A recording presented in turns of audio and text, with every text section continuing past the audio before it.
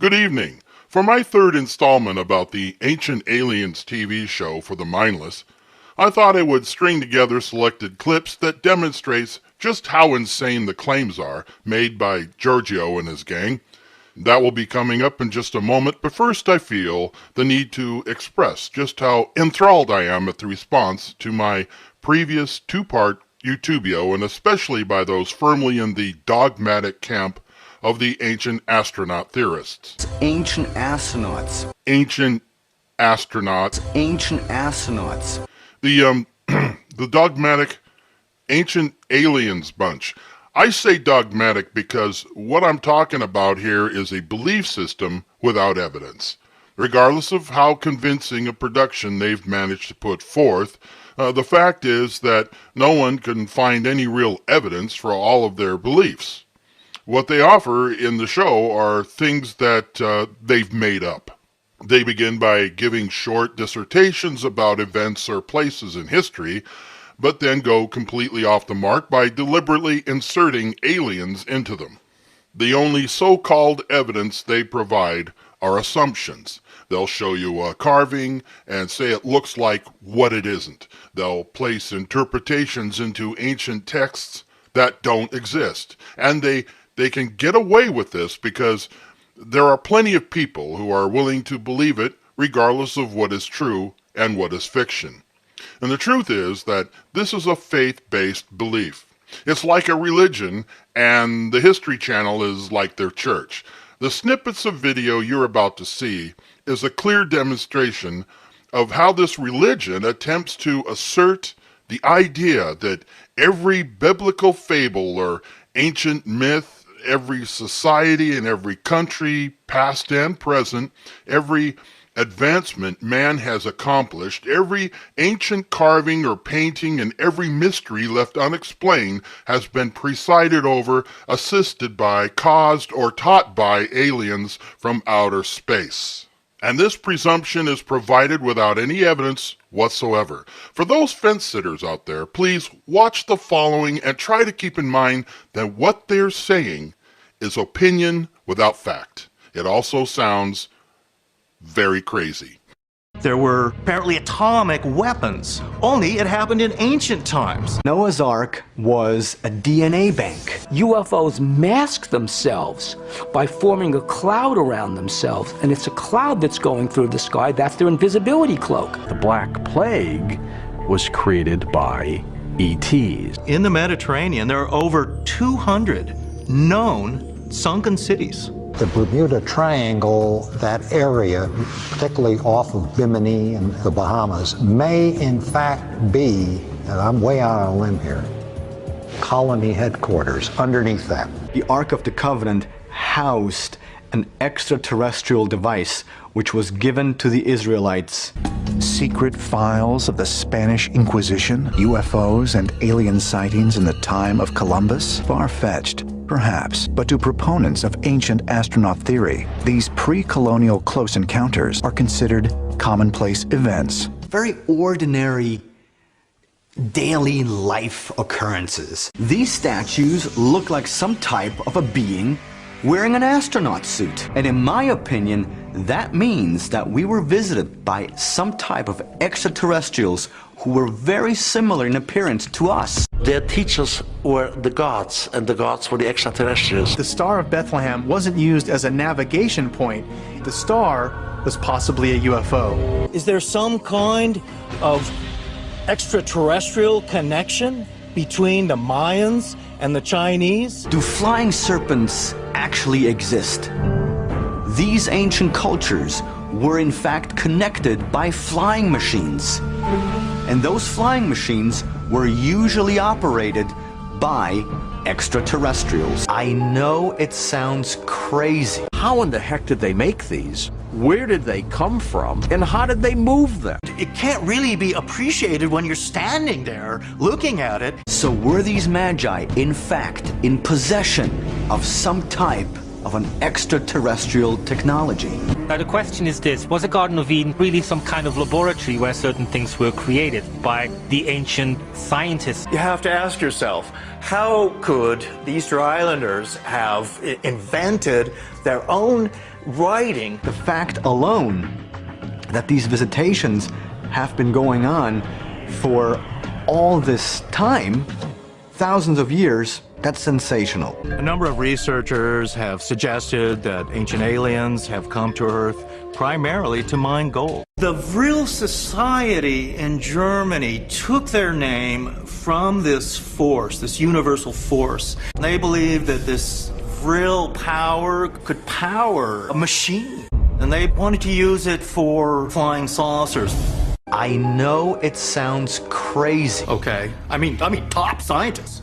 You know, they blow themselves up in their own labs. Many of these Hindu gods did look different than humans. Generally, they're often depicted as having blue skin, and that may well be describing extraterrestrials. Genies, they've got magic powers, magic lamps, flying carpets, and things like that. So in my mind, it's quite possible that this ancient jinn are really the ancient aliens. It seems that ancient people, possibly with the help of ancient aliens, early on mapped the entire Earth and noted these special power spots and vortex areas. They were actually using this for anti-gravitational purposes, and they were actually able to lift and quarry and move these huge megalithic blocks great distances around the planet.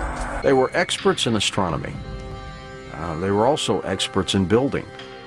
How they possessed both, I find to be very uncanny. Given that the Vikings were basically seafaring people, and these sites are spread out so far over land and great distances, it implies that maybe they had some other way of getting to these places. Perhaps they even were able to fly. Now, how they would fly, what the technology was, it's a good question. Is it possible that these ancient sites along ley lines were nothing else but refueling stations for ancient astronaut craft? Things like Baalbek in Lebanon or Jerusalem were actually extensive megalithic monuments or platforms that were used to launch spacecraft. The symbol of the swastika is connected with extraterrestrial beings, such as the Hindu god Brahma. Is it possible that the Nazis perfected these things?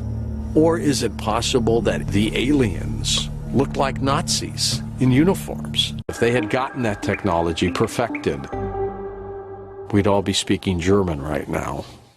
And now to the other aspect of the show.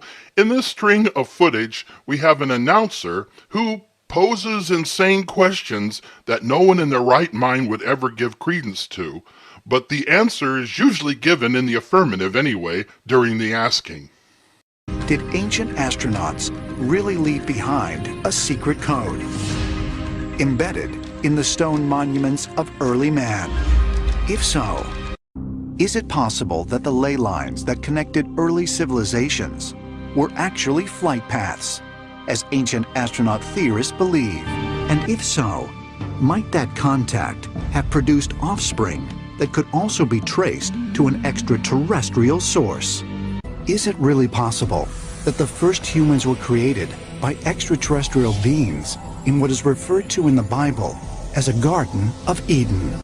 Could it be that the story of Sodom and Gomorrah is really a description of a nuclear explosion? Ancient astronaut theorists believe the answer is a definite yes. Might a closer look at the Mayan stone carvings and their hieroglyphs provide proof of contact with extraterrestrials at Copan? According to ancient astronaut theorists, the answer is yes. What if, as ancient astronaut theorists believe, the story of Lamech is true, and the guardians of the sky described in the story are in fact aliens? Could such ideas really help our understanding of the Bible? And is it possible that extraterrestrials have influenced the development of mankind? Is it possible the structures at Chaco Canyon were built along precise celestial alignments so that the Hopi could predict the periods of Earth's devastation If so, might these astounding abilities, forever lost to time, have been made possible by extraterrestrial visitors? If so, was it possible that the Nazis made contact with extraterrestrial beings? If so, might the Germans have received other advanced alien technologies? And if so, is it possible that these stories, along with the ancient texts of India and the stories of the Bible, are all describing alien visitations? And if so, could the strange ruins found in the Indus Valley really contain evidence of an ancient atomic explosion? If so, might the ancient inhabitants of Easter Island have been familiar with anti-gravity levitation and space flight? And if so, is it possible that the king actually journeyed to the stars through a heavenly gate, as ancient astronaut theorists contend? But might the so-called star people, referred to in the Nazca legends, really have been extraterrestrial beings, as ancient astronaut theorists believe? If so, might the monumental sanctuary at Nemrut Dagh have been built as a place to contact star travelers? And if so, could the Maya rulers really have been the descendants of extraterrestrials, as ancient astronaut theorists believe? And if so, might extraterrestrials really have posed as false gods in order to keep humans under their control? And if so, could they have appeared to Marshall Applewhite and manipulated him and his followers into committing a horrific ritual suicide? And if so, was the Great Serpent Mound really a hub of ancient extraterrestrial visitation? If so, perhaps there is also truth in legends of other, even more bizarre alien encounters. A lot of our relatives that come from the stars, they speak on a telepathic level. And there were some that came to me and showed me a bar. An audacious idea? Perhaps. Nobody has the answer. And is it possible that ancient astronaut theorists are attempting to redefine the examination of our history into some warped idea in which any mythical being can be believed to have been involved? And if so, could it be that these greedy morons are trying to rewrite history to suit their own agenda of book, magazine, and TV production sales? It's possible that the evidence may be found here. What we're coming up to now in the 21st century is going to be a redefinition. Our entire history may have to be revised in the context of non-human intelligences coming and going. This is Super Soylent, and thank you for watching.